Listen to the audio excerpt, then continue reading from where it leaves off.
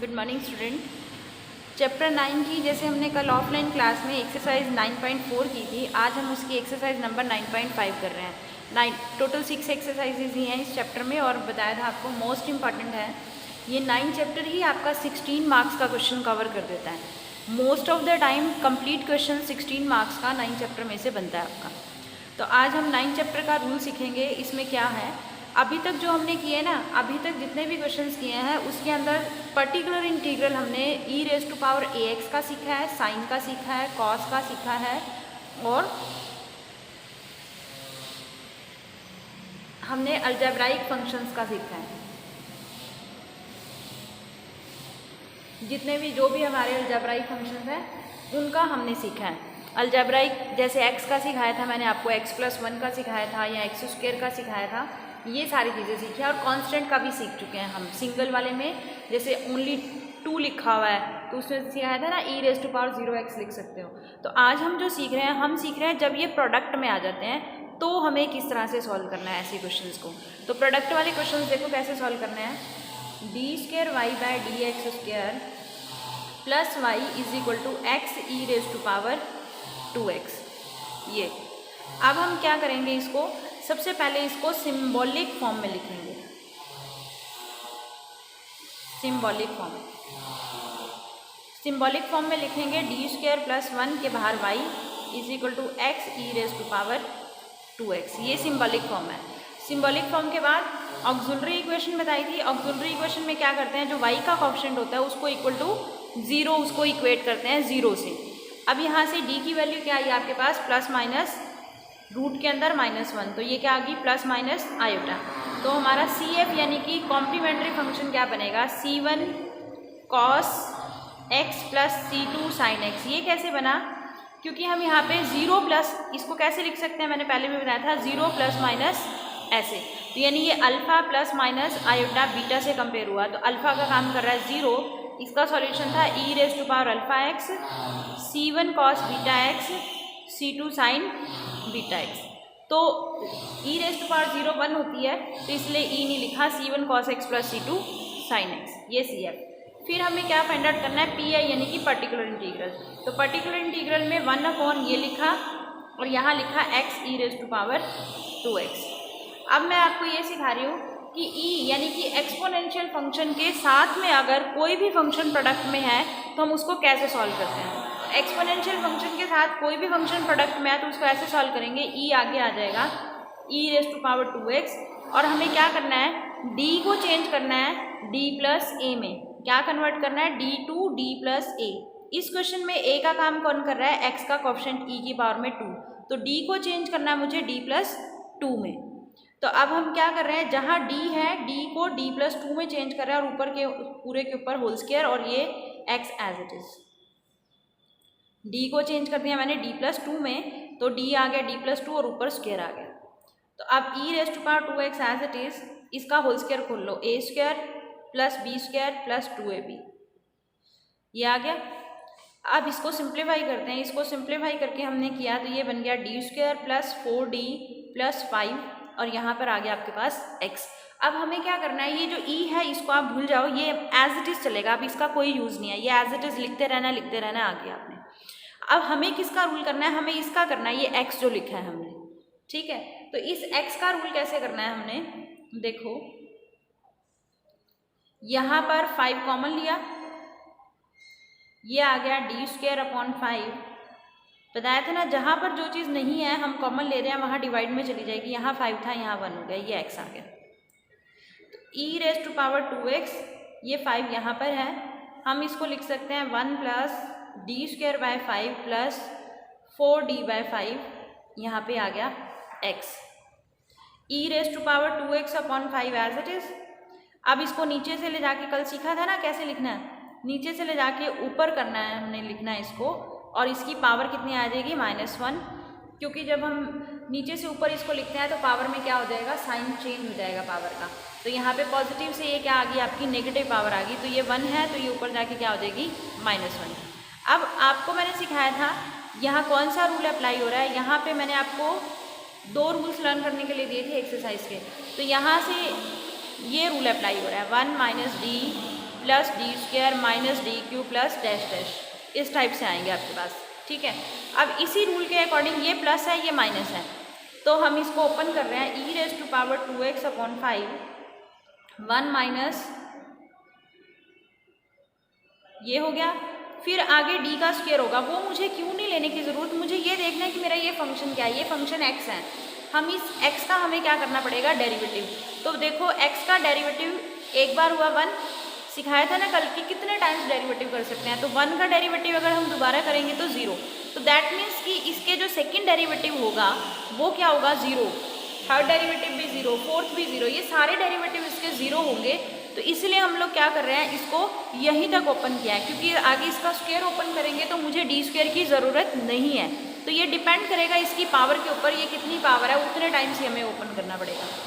अब देखो ये एज इट इज़, इसको x से मल्टीप्लाई कर दो, D square upon 5x 4 upon 5 D x dash dash, ये माइनस का ध्यान रखना, माइनस से अंदर साइन चेंज हो जाएंगे आपके।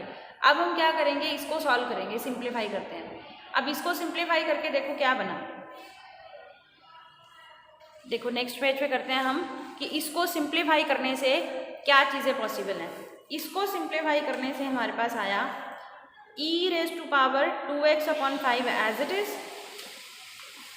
ये x as it is, D square ये था, मैं पूरा ही लिख देती हूँ यहाँ पर,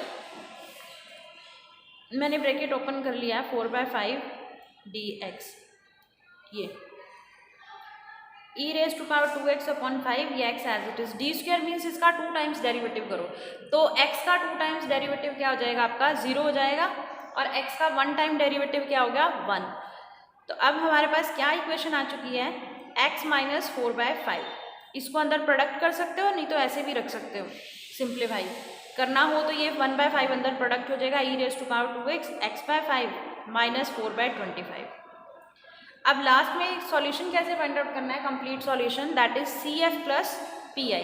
CF में PI पर्टिकुलर इंटीग्रल ऐड करना है। CF हम इसका सॉल्व कर चुके थे, इसका CF था C1 cos x plus C2 sin x plus PI particular integral e raise to power 2x, जो भी हमारा पर्टिकुलर इंटीग्रल आएगा, ये दोनों CF और PI ऐड कर देने हैं हमने। तो CF और PI को ऐड करके हमारे पास ये आंसर बन जाएगा। क्लियर है, तो ये आंसर आ गया हमारे पास। ठीक, अब इसी तरीके से हम एक और क्वेश्चन करते हैं। ये समझ आया आपको, ये हमने सीखा है कि प्रोडक्ट हो, अगर 2 फंक्शन प्रोडक्ट हो और वो भी 2 फंक्शन कौन से, एक्सपोनेंशियल के साथ कोई भी दूसरा फंक्शन आ सकता है, तो हम उसको कैसे सॉल्व करेंगे। देखो एक्सपोनेंशियल के साथ कोई भी फंक्शन आए, अब यहाँ देखते हैं, D square Y by D X square 2dy/dx plus Y e raise to power x और साथ में साइन 2x। अब इसको हमने सिंप्लीफाई किया, D square Y 2dy plus Y e raise to power x sine 2x। सबसे पहले क्या लिखो, दिस इज सिंबॉलिक फॉर्म, ये सिंबॉलिक फॉर्म है, यहाँ से y कॉमन लेंगे और ये फंक्शन एज इट इज़ लिखेंगे। अब आपको नेक्स्ट सिखाया था ऑक्सिलरी इक्वेशन। ऑक्सिलरी इक्वेशन किसको बोलेंगे, जो y का कोफिशिएंट होगा वो ऑक्सिलरी इक्वेशन होगी, D square plus 2d plus 1 equal to 0। अब D square plus 2d plus 1 है, तो इसके फैक्टर्स बनाइए, इसके फैक्टर्स 1 के ऐसे फैक्टर बनाने हैं 2, तो 1 प्लस 1, ये फैक्टर्स बनाने वाला प्रोसीजर आपको आता है, हम कर चुके हैं क्लास में ये वाला काफ़ी टाइम।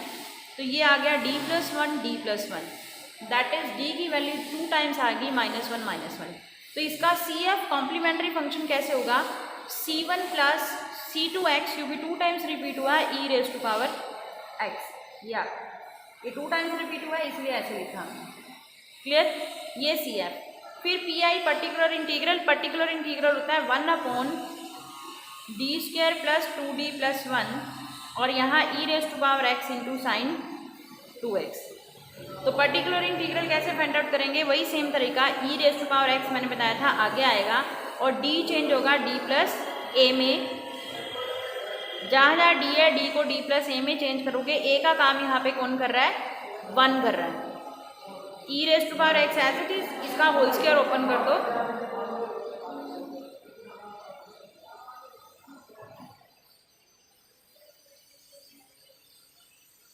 अब ये देखो ये क्या बन गया आपके पास, D square plus 4d plus 2 plus 1 3 plus 1 4।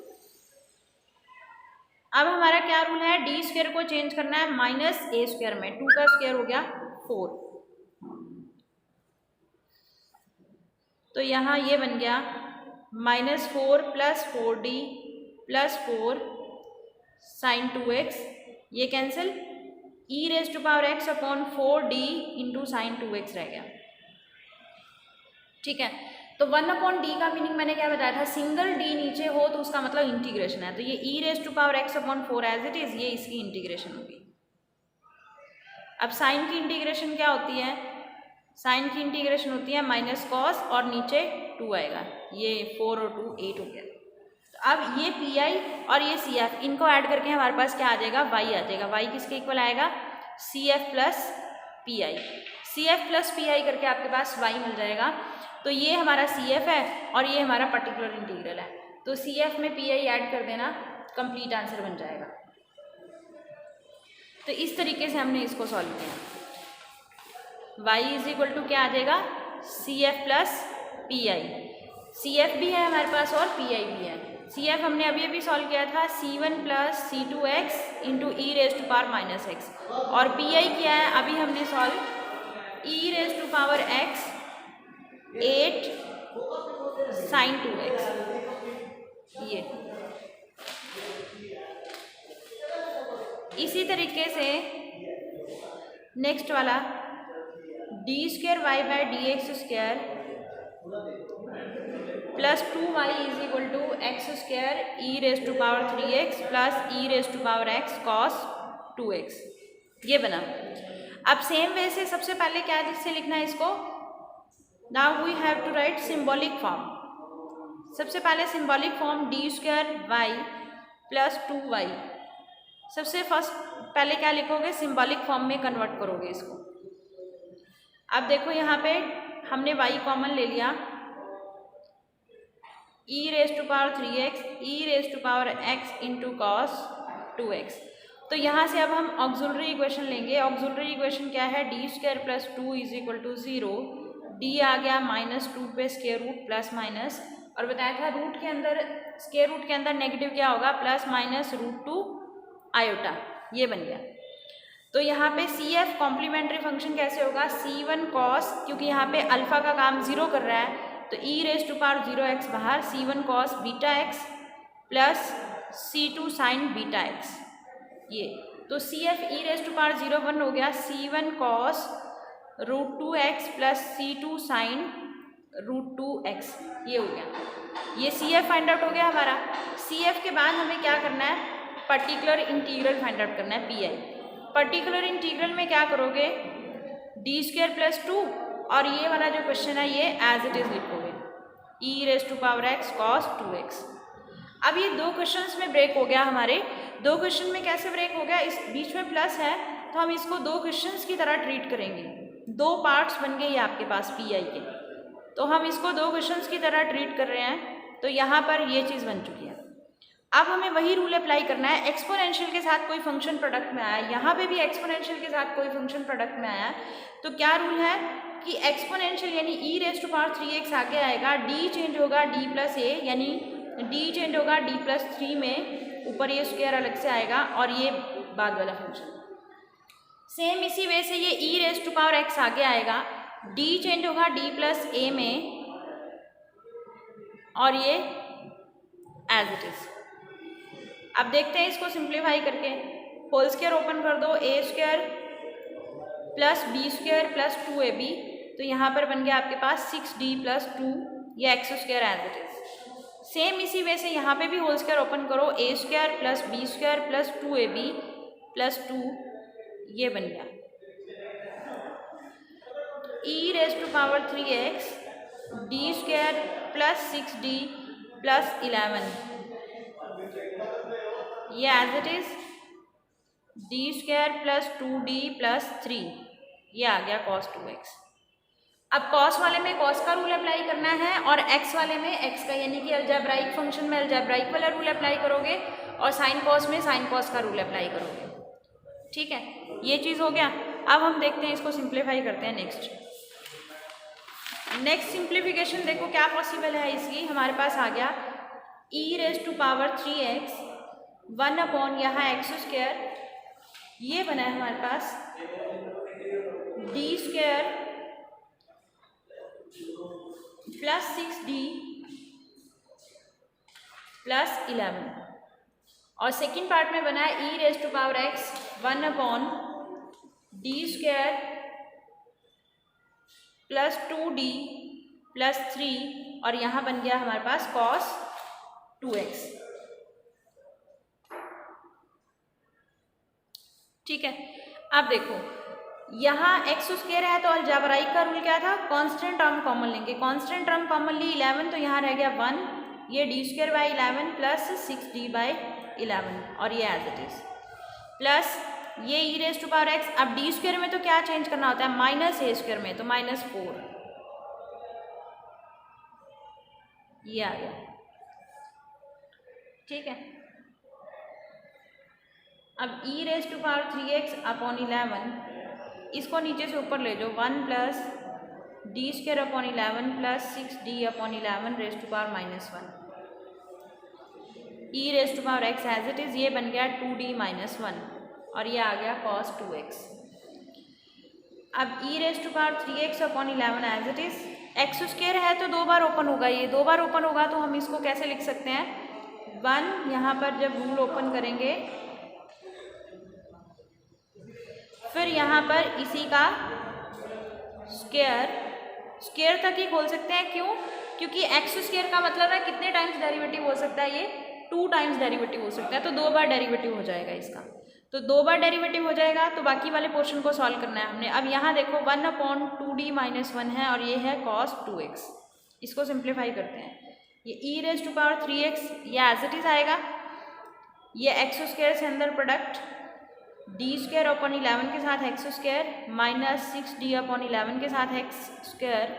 अब यहाँ जब सारी टर्म्स ओपन करने की ज़रूरत नहीं है हमें, क्यों? क्योंकि हमें पता है कि इसका जब ओपन करते हैं तो क्या आएगा, d⁻4, और ये सारे जो है ये सिंप्लीफाई हो जाएंगे तो 0 हो जाएंगे इनके डेरिवेटिव। तो मुझे d² तक चाहिए बस, तो यहाँ पे इसका स्क्वायर क्या हो जाएगा, 36, 11 का स्क्वायर होता है 121, और ये हो जाएगा d² x² plus dash dash, ये एज इट इज़। अगर आपको याद हो कॉस में क्या करते हैं, ये नीचे आ जाए तो इसको रैशनलाइज करते हैं, सिखाया था, ये रैशनलाइज कर दिया मैंने, cos 2x। अब ये e⁻3x/11 as it is, x² as it is, इसका 2 बार डेरिवेटिव 2, इसका 2 बार डेरिवेटिव 2x, इसका 2 बार derivative 2, 36 121 into 2 plus e⁻x 2d plus 1 नीचे 4d² माइनस 1 cos 2x, ये बन गया। अब बस इसको सिंप्लीफाई करना है, ये 12/11x और ये 2/11, और ये कैंसिल हो गया, 72/121 आ गया। अब ये एज इट इज़, नीचे क्या करना है, d² को -4 में कन्वर्ट करना है।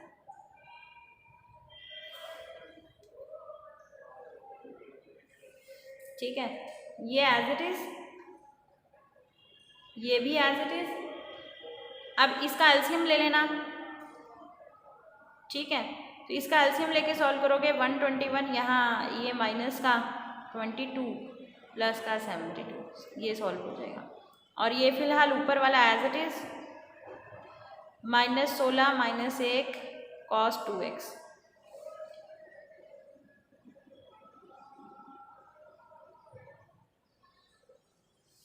इसमें से इसको सब्ट्रैक्ट कर लो, तो यहाँ पे सब्ट्रैक्ट करेंगे 72 में से 22, 50/121, और इस ये एज इट इज़ आएगा e की पावर अपॉन ये माइनस के 17 माइनस मैंने यहाँ डाल दिया, इसको अंदर प्रोडक्ट कर लो, 2d cos 2x plus cos 2x, e⁻3x/11 x² 12/11x 50/121 e⁻x/17, cos का डेरिवेटिव माइनस के साइन और 2x का 2, और ये एज इट इज़। तो बस ये कंप्लीट सिंप्लीफाई करना है हमें। ये e⁻3x अपॉन 11x², चाहो तो इसका 121 एलसीएम ले लो ऐसे, और ये बन जाएगा 11x² और 12 × 11x + 50, ऐसे भी कर सकते हैं। e⁻x अपॉन 17, ये हो गया -2 × 2 = 4 sin 2x + cos 2x। तो ये आ गया हमारा इसको आगे चाहो और मल्टीप्लाई कर दो, ये सिंप्लीफाई होके हमारे पास आ गया CF, ये PI आ गया और वो CF और PI को ऐड करके ये हो जाएगा। तो ये हमारी होगी 9.5 एक्सरसाइज। 9.5 एक्सरसाइज का भी हमने सारे रूल समझे हैं। E के एक्सपोनेंशियल के साथ कोई भी फंक्शन प्रोडक्ट में हो तो उसको कैसे सॉल्व करना है, ये चीज़ की है हमने इसमें। क्लियर? तो इस तरह से तो ये आज आपने एक्सरसाइज करनी है, फिर इसके कुछ डाउट्स होंगे तो वो बताना।